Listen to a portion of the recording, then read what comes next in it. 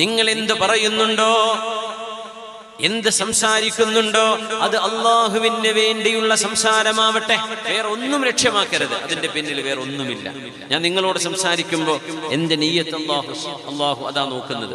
എന്റെ നീയത്ത് എന്താണ്, ഞാൻ എന്തിനാണ് യാത്ര ചെയ്ത് വന്നത്, ഞാൻ എന്തിനാണ് നിങ്ങളുടെ മുമ്പിൽ എഴുന്നേറ്റ് നിൽക്കുന്നത്, എന്റെ നീയത്ത് എന്താ, നിങ്ങളുടെ നീയത്ത് എന്താ. നമ്മളിനി ഇവിടുന്ന് പോയാൽ നമ്മൾ എന്താ പറയുന്നത്, എന്തിനാ പറയുന്നത്, അള്ളാഹുവിന് വേണ്ടി പറയുന്നുണ്ടോ? ആരാണ് അള്ളാഹുവിന് വേണ്ടി പറയുന്നത്? ലാ യസാലുൽ അബ്ദു ബിഖൈരിൻ, നിങ്ങളുടെ വാക്കുകളെല്ലാം അള്ളാഹുവിനെ സൂക്ഷിച്ചുകൊണ്ടാണ് നിങ്ങൾ സംസാരിക്കുന്നതെങ്കിൽ നിങ്ങൾക്ക് അള്ളാഹു നന്മയല്ലാതെ മറ്റൊന്നും വരുത്തുകയില്ല.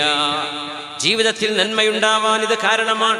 പറയുന്ന വാക്കുകൾ അള്ളാഹ്ക്ക് വേണ്ടിയുള്ള വാക്കുകളാവട്ടെ. കൊച്ചു കുഞ്ഞുങ്ങളോട് പറയുമ്പോൾ പോലും, ആ കുഞ്ഞുങ്ങളോട് സംസാരിക്കുമ്പോൾ പോലും അള്ളാഹു ഇതിന് സാക്ഷിയാണ് റബ്ബേ എന്ന ബോധത്തിൽ സംസാരിക്കുക. അങ്ങനെയാണെങ്കിൽ നിങ്ങളുടെ ഭാര്യയോട്, നിങ്ങളുടെ ഉമ്മയോട്, ഉപ്പയോട്, പെങ്ങളോട്, അനുജനോട്, അനുജത്തിയോട് നിങ്ങൾ സംസാരിക്കുന്നു, കൂട്ടുകാരനോട്, പെൺകുട്ടികളെ നിങ്ങളുടെ കൂട്ടുകാരികളോട് നിങ്ങൾ സംസാരിക്കുന്നു, നമ്മുടെ ബന്ധുക്കളോട് സംസാരിക്കുന്നു, എല്ലാം അള്ളാഹു ഇഷ്ടപ്പെടുന്നതേ സംസാരിക്കുന്നുള്ളൂ.